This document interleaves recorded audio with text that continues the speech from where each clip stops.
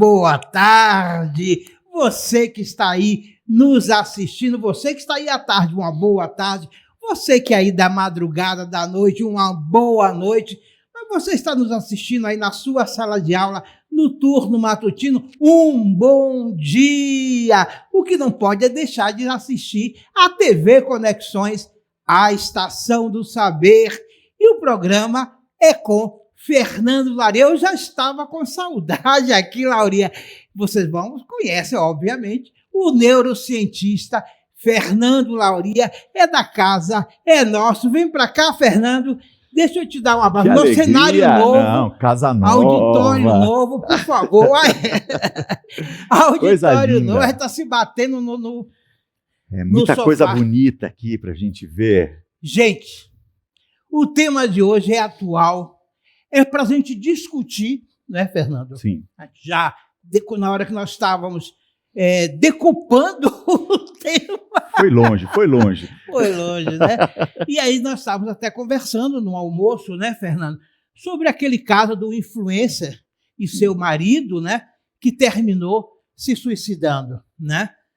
A saúde mental das pessoas não anda muito bem. Não. Porque esse é o tema de hoje, é o tema do nosso programa Saúde Mental. Como anda a saúde mental, a sua saúde mental? Fernando, já começamos a querer saber o que é saúde mental. Muito bom. Esse realmente é um tema que a gente tem que discutir.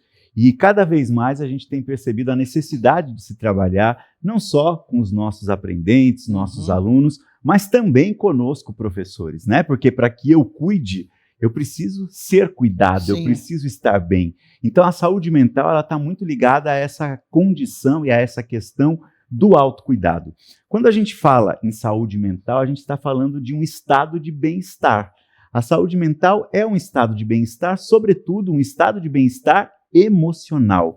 A possibilidade de que, através desse bem-estar, nós tenhamos possibilidade de desenvolver habilidades e, mais do que isso, de lidarmos com situações que são situações que nem sempre estarão ao nosso controle e que nós teremos que buscar estratégias para que a gente se desvencilhe, para que a gente possa passar da melhor maneira possível por essas situações. Então a saúde mental ela está muito ligada com o bem-estar.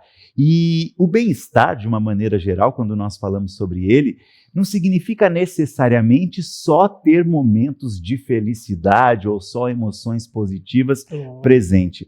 Porque quando nós também falamos em emoções negativas, elas fazem com que nós possamos desenvolver habilidades.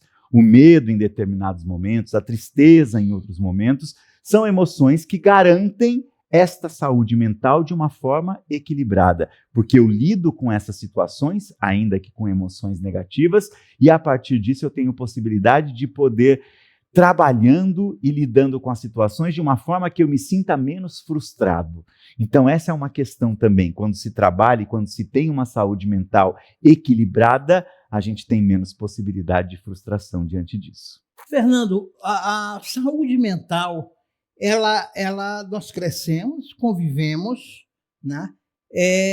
Existe um processo nessas relações onde outros podem nos adoecer e tirar desse eixo, porque eu também já ia lhe perguntando se tem a ver com maturidade, como lidar com essas situações. Perfeito. E essa é uma pergunta ótima, porque existem pilares que compõem a saúde mental. Quando nós falamos nesses pilares da saúde mental, nós estamos falando de questões biológicas, de questões psicológicas e de questões sociais. Então, quando nós falamos de questões biológicas, nós falamos, sim, que existe uma condição genética que pode propiciar com que você tenha uma melhor saúde mental ou não. Mas aí acho que vem um ponto importante para a gente discutir, Robson, e para trazer para vocês que estão nos assistindo, vocês alunos, vocês professores, que quando nós falamos nessa questão biológica ligada diretamente a uma condição genética, isso não nos define. Porque aí a gente pode logo trazer assim, bem, então significa que eu estou fadado, né, a ser triste, a não estar bem, a não ter uma saúde mental boa, ou estou fadado a ser feliz, a ser alegre, a ter uma saúde mental Porque aí boa? seria a síndrome da Gabriela. Eu Eu nasci nasci assim, assim, eu cresci assim. Não é vou ser isso, né? sempre assim. Não, Não. lógico que não. É óbvio que pode existir uma propensão Sim. maior para você ter um maior equilíbrio da sua saúde mental ou não. Mas hoje, trazendo um pouco para a neurociência, a gente tem a possibilidade de entender que existe, agindo sobre este fator genético, o que nós chamamos de epigenética. E o que é a epigenética? É a possibilidade de nós, através do meio ambiente, possibilitarmos com que a leitura desta codificação genética, a interpretação dessa codificação genética, seja feita de uma maneira diferente. Isso significa que o meio ambiente age sim sobre a codificação genética, não mudando, mas fazendo com que a leitura dela seja feita diferente. E eu, que apesar de trazer uma bagagem genética que pode propiciar uma saúde mental que não seja boa, dependendo da forma como esse meio ambiente age sobre a minha psique, o meu cérebro, aí sim eu tenho possibilidade de demonstrar uma saúde mental totalmente diferente. Aí vem a questão psicológica. E a questão psicológica ela está diretamente ligada também às condições voltadas à genética, porque há pessoas que têm maior probabilidade de apresentarem alguns transtornos de humor, e isso pode vir através de uma bagagem genética. E ligado, e o terceiro pilar, então nós falamos da questão genética, da questão psicológica e da questão social. Então, o meio ambiente ao qual você está inserido, o meio ambiente que você pertence, aí a gente pode dizer isso diretamente, ou ligar isso diretamente com o ambiente que nós temos dentro de casa. Esse ambiente, se é um ambiente saudável, se é um ambiente acolhedor, se é um ambiente frutífero, sem dúvida nenhuma, ele vai trazer uma possibilidade de uma saúde mental de qualidade. Ao ponto que esse ambiente, em casa, no trabalho, quando a gente fala da questão social, de todas as relações sociais que nós podemos ter, independentemente de acontecerem dentro de casa somente ou acontecerem em ambientes externos também. Estas condições, em casa, no trabalho, no convívio social de uma maneira geral, elas influenciam de uma forma muito significativa, contribuindo ou não para a nossa saúde mental. Então, nós vemos cada vez mais, por exemplo, em ambientes de trabalho que não são saudáveis, que não são bons, pessoas desenvolvendo burnout, né? Aquele estresse exagerado sobre o ambiente, que o ambiente de trabalho, na verdade, traz para essa pessoa, e isso acaba refletindo em um esgotamento emocional extremamente grande. Na sua fala, eu estava pensando aqui, o olhar da mãe, desde da primeira ou da segunda infância, o olhar da mãe nesse indivíduo na adolescência, o olhar do professor, dos que cuidam no ambiente escolar, ele é fundamental para detectar se esse ambiente... Eu não estou nem falando de um sujeito, eu estou falando com o status quo daquele grupo, se ele está caminhando para um ambiente saudável ou se há distorções que levem a preocupações ou que incidam em um ou dois indivíduos na sua saúde mental. Que olhares nós temos que ter com relação a essas pessoas e a esses ambientes? Perfeito. Eu acho que a gente pode ir até um pouco além e antecipar ainda esse olhar além da primeira infância, ou aquém da primeira infância, que é o período gestacional. Então, eu sempre reforço a importância que tem, e que todos nós, e isso não vale só para nós nesse momento, pensando que já passou o período gestacional, eu como mãe, mas isso vale para que nós também orientemos e tragamos um acolhimento para essas gestantes de hoje.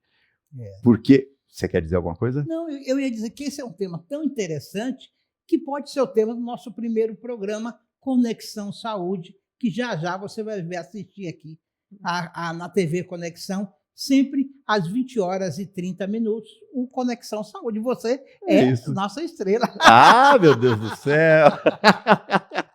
Que coisa boa! Mas voltando a essa questão da importância do período gestacional. E aí a gente poderia ampliar, e vamos levar para o Conexão Saúde esse tema, porque realmente ele é importante. Vale a pena. Porque não é só a maneira como essa gestante ela é acolhida, e isso eu estou dizendo de afeto mesmo, de acolhimento psicológico, de possibilidade de envolvimento e de respeito a esse período gestacional. Há muitos indícios de que gestantes que passam por um estresse extremamente grande durante o período gestacional, isso traz a possibilidade de liberação, consequentemente, de cortisol, que é um neurotransmissor que tem um papel importante no nosso organismo, mas quando liberado em excesso, ele prejudica muitas estruturas do nosso cérebro e isso vai para o feto.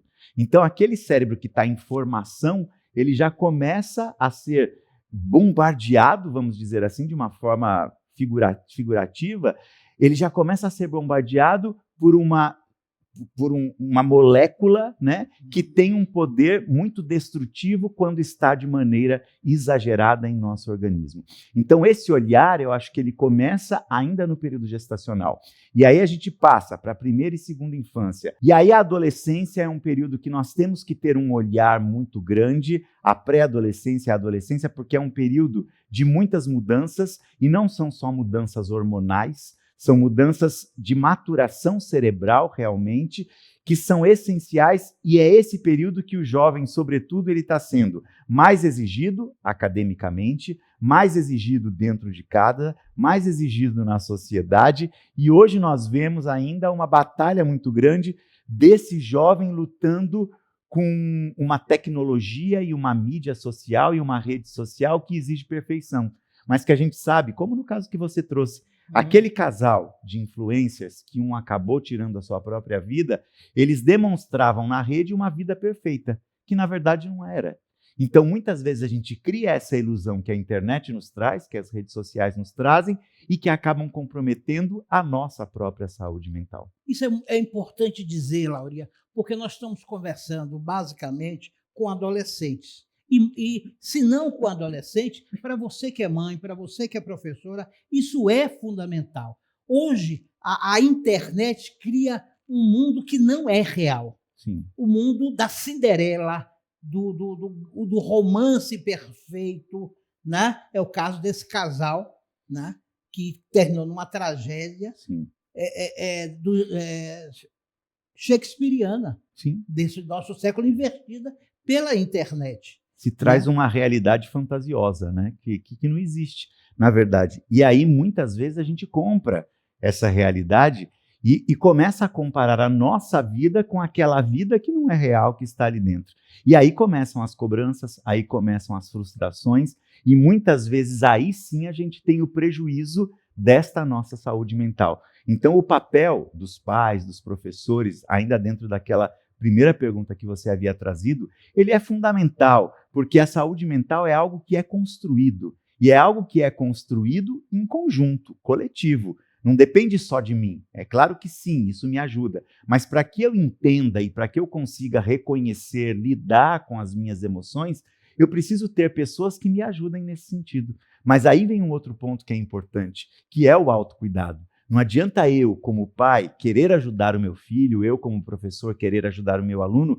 se eu não cuido de mim mesmo, se a minha saúde mental não está boa. Então, esse é um trabalho que eu falo que precisa ser construído e precisa ser tecido em muitas mãos e com uma visão realmente extremamente colaborativa para que nós consigamos formar essa rede que é necessária.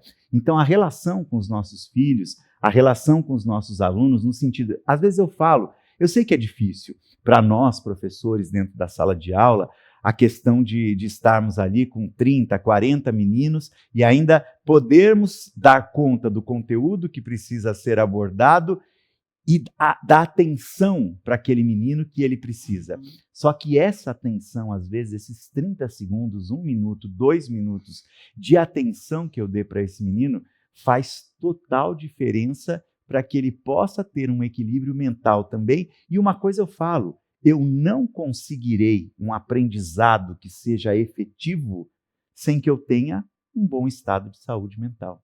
Não tem como. Se a minha saúde mental ela está abalada, sem dúvida nenhuma, isso comprometerá a forma esse aluno, a forma como esse filho absorverá todo o conteúdo e todas as aprendizagens que ele possa ter, os ensinamentos que eu possa passar a ele, por conta de uma saúde mental que não está equilibrada. Gente, vamos ver um vídeo e a gente vai comentar esse vídeo.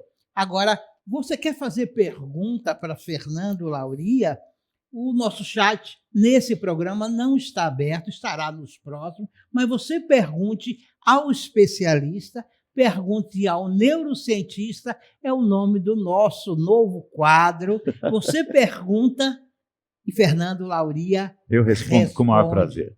Entendeu? Então, você aí, não perca tempo nem se acanhe. Pergunte, Fernando Lauria responde. Vamos ver o vídeo? Vamos lá.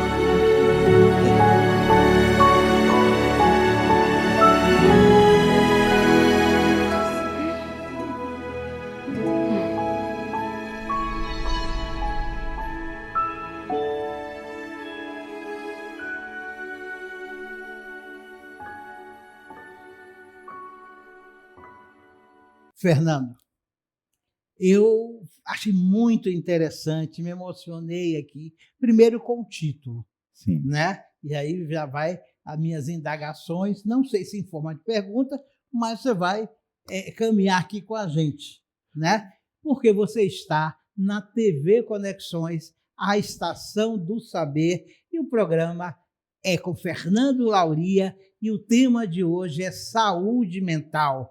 Então, fique com a gente aqui e a gente vai comentar o vídeo que vocês acabaram de ver, mas o fragmento. E aí eu queria pegar um ponto que são os ambientes tóxicos. Sim. Os ambientes não acolhedor, um ambiente que não há calor humano, um ambiente que a intolerância, em todos os sentidos, domina. E aí nós começamos a ruir, a ter rachaduras que implica na saúde mental? Sim, sem dúvida. Eu acho que fica muito claro através do vídeo que essas rachaduras, elas correspondem aos traumas que nós temos, né? Uhum. E todo trauma vai ter um impacto direto na nossa saúde mental, nesse nosso bem-estar. E eu acho que deixa muito claro no vídeo e permite com que nós possamos estabelecer uma reflexão dentro disso que foi apresentado, que é o fato justamente de que o ambiente, o meio social, ele tem um impacto muito maior do que a própria questão biológica que nós tínhamos falado, Sim, sem não é? dúvida. Então, as relações que são estabelecidas, as formas de contato e de convívio, e aí a gente percebe a menina que começa com pouca rachadura, mas à medida que ela vai recebendo negativas quando não eram necessárias, essas negativas, e entendam uma coisa, porque às vezes a gente fala assim, a gente tem que aprender a lidar com a frustração, o menino tem que aprender a lidar com a frustração, então eu vou deixá-lo fazer tudo. Não é isso. Nós precisamos estabelecer limites, nós precisamos delimitar o contorno, mas precisamos ver a forma como nós vamos trazer esta possibilidade de desenvolvimento de controle. Isso, quando não feito de uma maneira consciente, de uma maneira intencional, gera rachaduras. Então, o bullying, que é um outro assunto que nós já discutimos muito durante muitos programas, é algo que leva a essas rachaduras também, não é?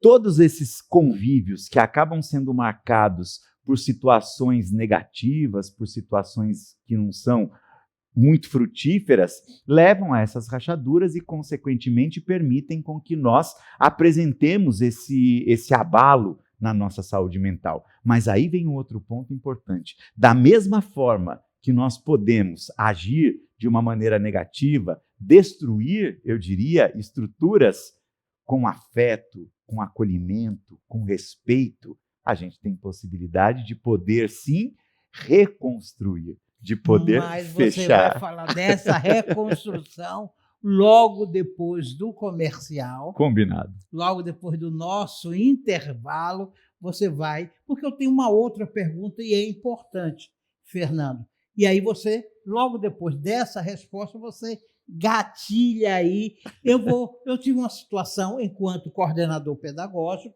tinha um conflito, obviamente, entre o pai e a filha, né? E aí nós promovemos um diálogo entre o pai e a filha da escola, né? Nós queríamos entender o que de fato acontecia. Nós já sabíamos, Sim. mas o falar,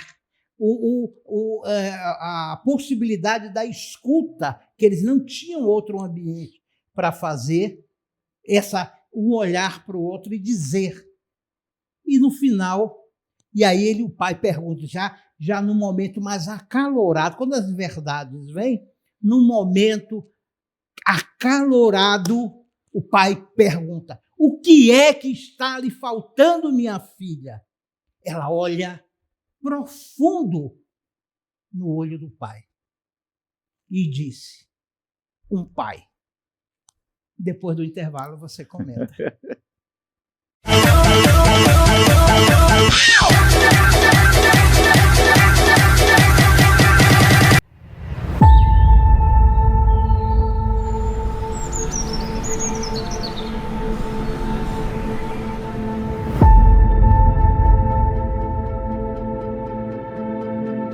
O que a história oficial não conta?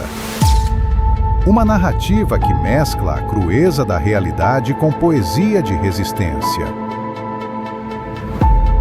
A história que o Brasil tentou esconder, contada pela voz que eles não conseguiram silenciar. Enquanto o mundo engolia fogo na Primeira Grande Guerra, nascia uma menina. Carolina! Larga esse papel e carvão, menina! Para de sonhar! Anda! Pega a vassoura e vem ajudar sua mãe! Seu choro ecoava num Brasil que mal completara 26 anos sem correntes nos pés, mas que trazia consigo a herança pesada da escravidão. Em breve, Hiperconexão, aqui na TV Conexões, a estação do saber.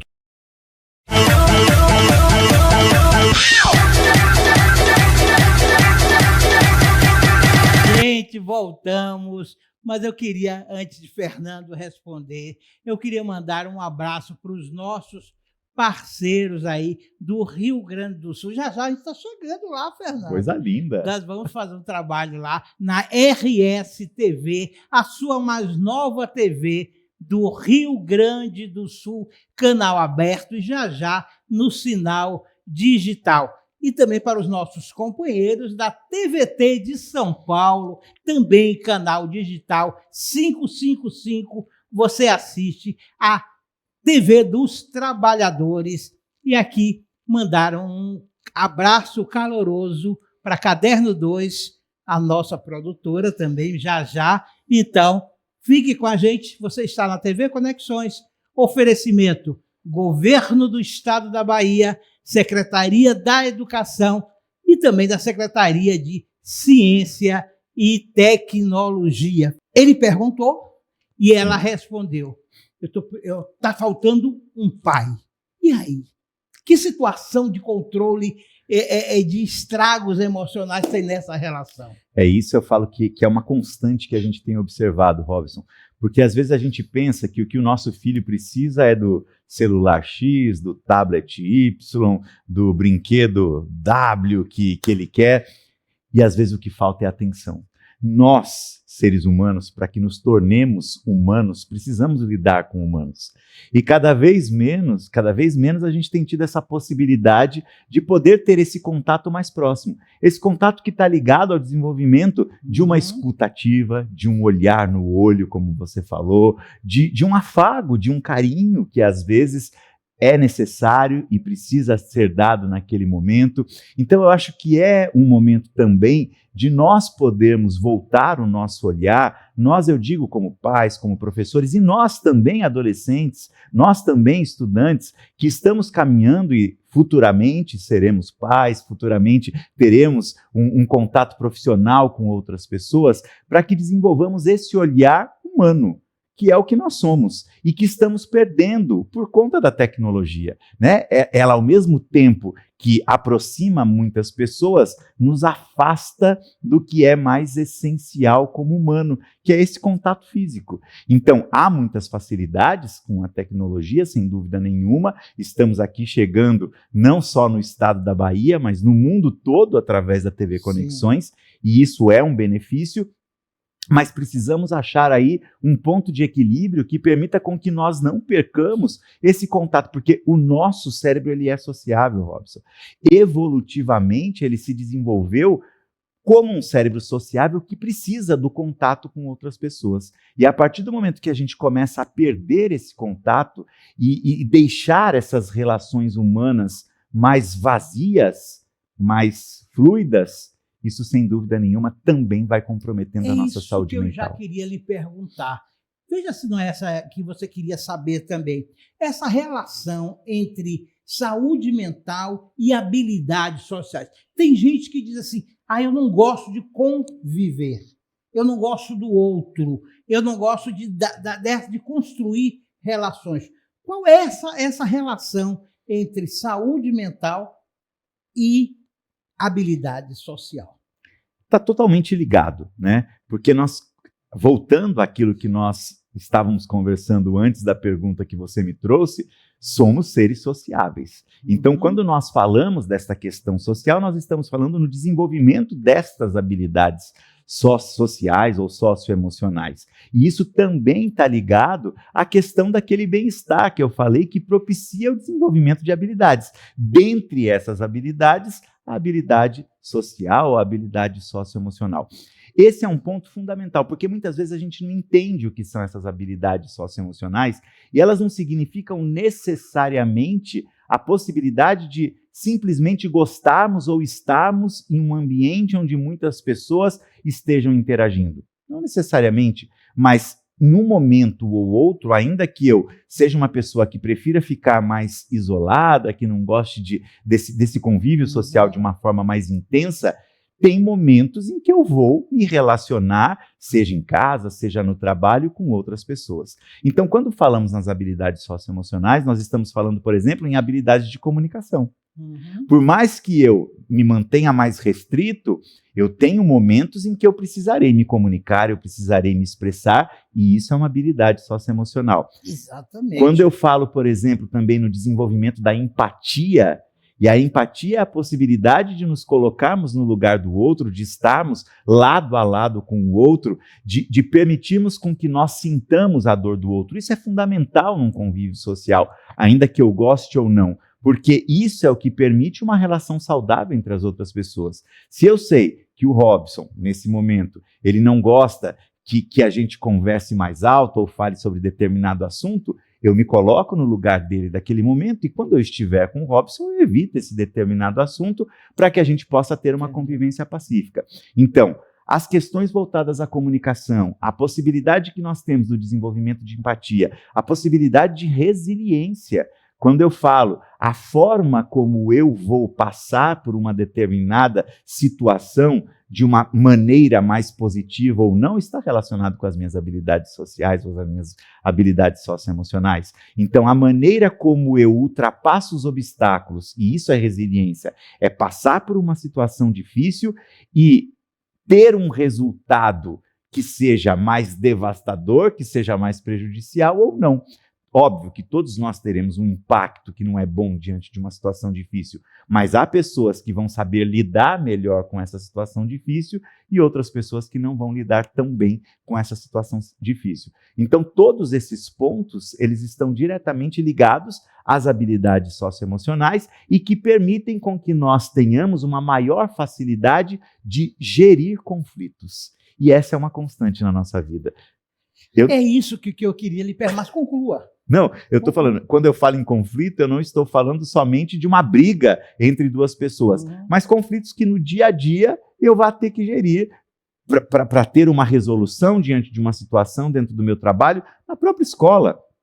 Quando a gente percebe, eu como aluno, percebo uma dificuldade em determinada disciplina, em determinada matéria, é um conflito que eu tenho que gerir para que eu possa passar sobre esse conflito. Até conflitos interpessoal, Sim. Como assumir, por exemplo, a sua sexualidade. Sem dúvida. Tem pessoas que arrastam isso e sofrem muito. É um conflito interno que pode levar a comprometer a saúde mental desse indivíduo. E compromete muito, porque a gente percebe que, por exemplo, na população LGBTQIAPN+, o índice de suicídio acaba sendo muito maior do que em indivíduos, em sujeitos que não fazem parte desta comunidade. Porque estabelece-se, né, isso é algo histórico ao longo dos tempos, uma sociedade extremamente heteronormativa, em que o normal é você ser uma pessoa heterossexual, que relaciona-se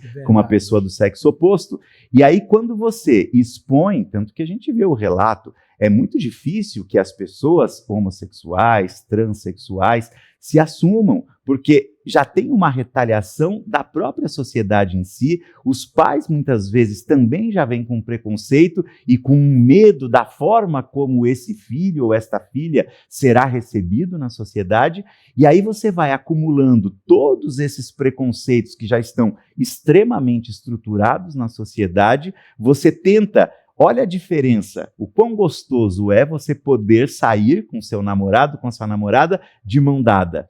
Uma pessoa homossexual tem essa dificuldade. Hoje a gente já vê isso com muito mais frequência e que bom que isso tenha acontecido, né? Mas mesmo assim, a gente vê muitos olhares recriminatórios diante dessas situações.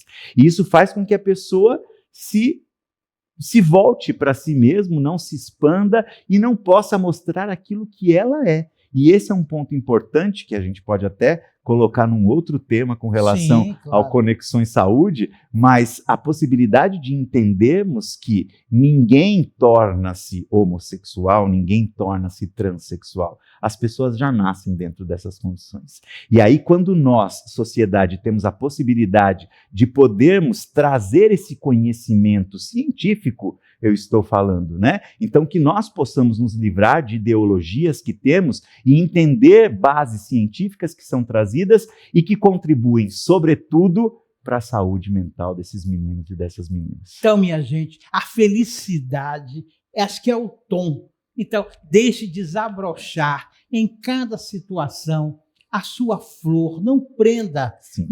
não deixe de respirar. Viva. Sem dúvida. Seja você, né? É. Tem um poema que às vezes eu uso em minhas palestras, que ele fala sobre a educação dos nossos filhos, né? Então ele diz o seguinte: na educação dos nossos filhos, não construa um castelo para ele, permita com que ele vivencie o dia a dia e ele ajude nessa construção. E aí tem um pedaço do poema que diz: não exija que o seu filho seja o que você quer que ele seja, deixe que ele seja o que ele é.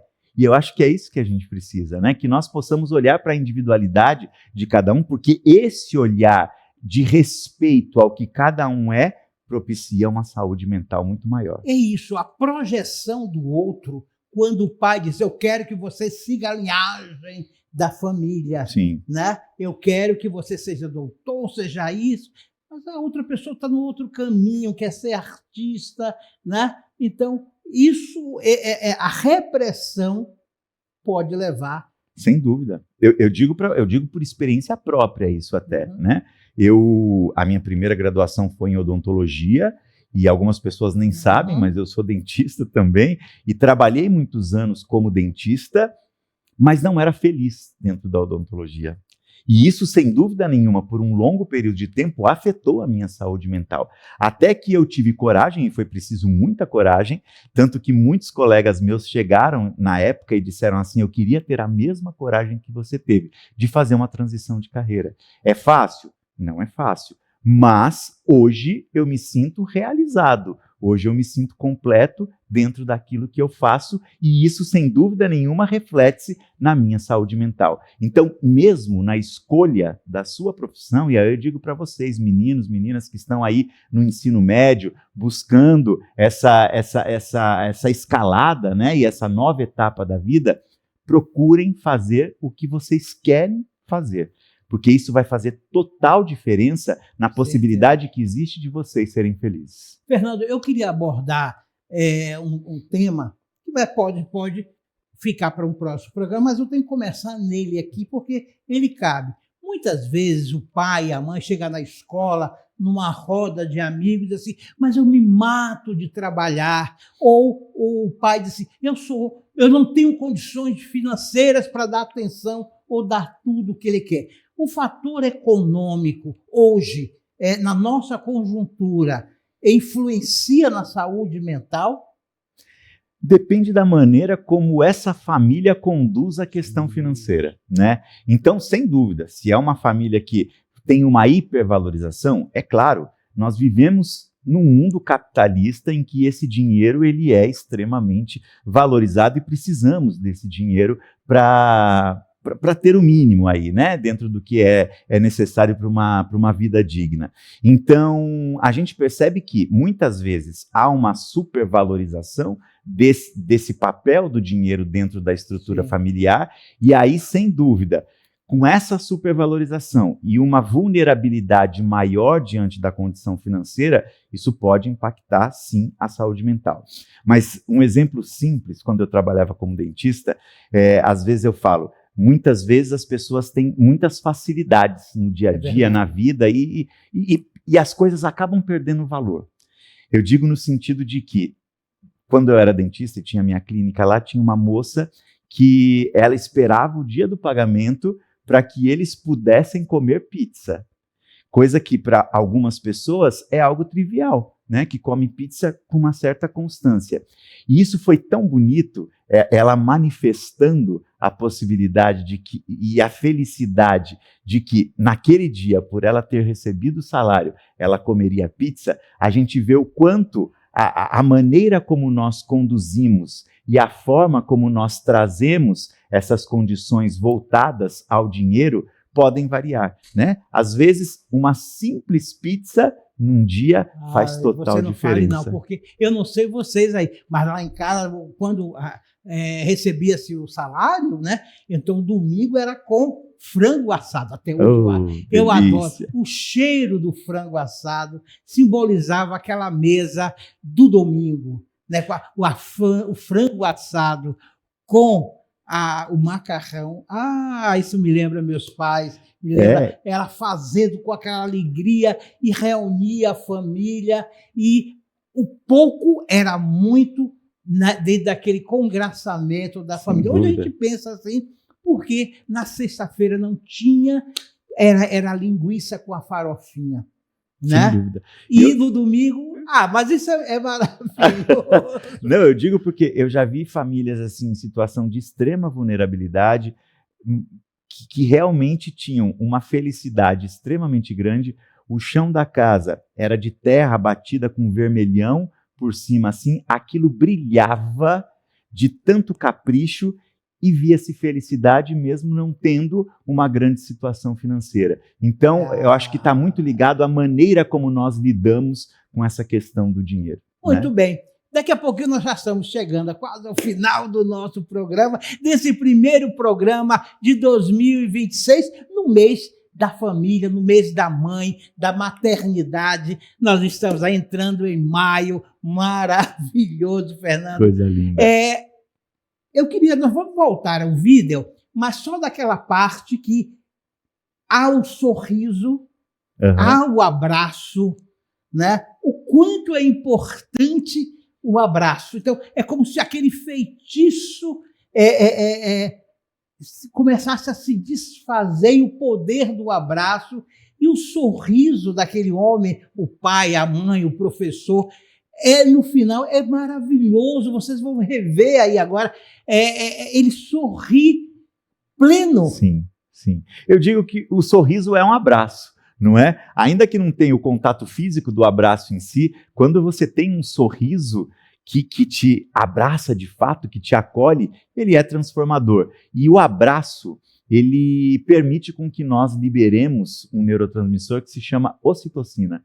E a ocitocina é um neurotransmissor que está diretamente relacionado à nossa vida social, às nossas relações sociais, que permitem com que nós sintamos bem-estar. Consequentemente, se nós formos trazer uma linha do que conversamos ao longo do programa todo, a gente vai entender: saúde mental é um estado de bem-estar, consequentemente, o abraço que libera ocitocina me traz bem-estar e permite com que eu tenha uma melhor saúde mental. Os bem, vem para cá, Fernando, me dê um abraço. Um abraço.